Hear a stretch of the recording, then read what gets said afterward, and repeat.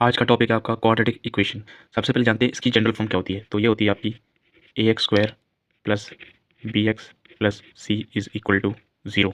यहाँ पर A B C belongs करते हैं आपके रियल नंबर पे, ठीक है। और इसके दो रूट्स निकलते हैं, एक को कहते हैं अल्फ़ा, दूसरा रूट है बीटा।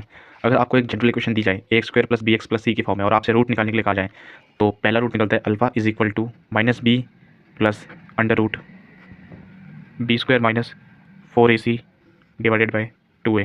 इससे निकलेगा आपका अल्फ़ा रूट। अगर आपसे बोला जाए कि बीटा रूट निकालिए, तो ये होता है आपका minus b minus under root b square minus 4ac divided by 2a। इससे निकलेगा आपका बीटा रूट। इसमें एक टर्म होती है डी, इसको बोलते हैं डिस्क्रिमिनेंट। इसका फॉर्मूला होता है बी स्क्वायर माइनस 4ac। अगर आपसे कहा जाए कि सम ऑफ रूट्स क्या होता है, तो ये होता है alpha plus beta is equal to minus B upon A. अगर आपसे पूछा जाए प्रोडक्ट ऑफ रूट्स, तो ये हो जाएगा alpha into beta is equal to C upon A. अगला कंसेप्ट है, अगर आपको रूट्स दिए जाएं, if alpha and beta are the roots of the equation. आपको दो रूट दी जाएंगे अल्फ़ा और बीटा, और आपसे कहा जाए कि इक्वेशन फॉर्म कीजिए।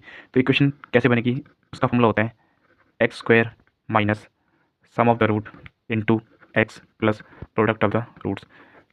आप यहाँ पर अल्फ़ा और बीटा की वैल्यू पुट करके इक्वेशन बना सकते हो। अगला कंसेप्ट है नेचर ऑफ रूट्स।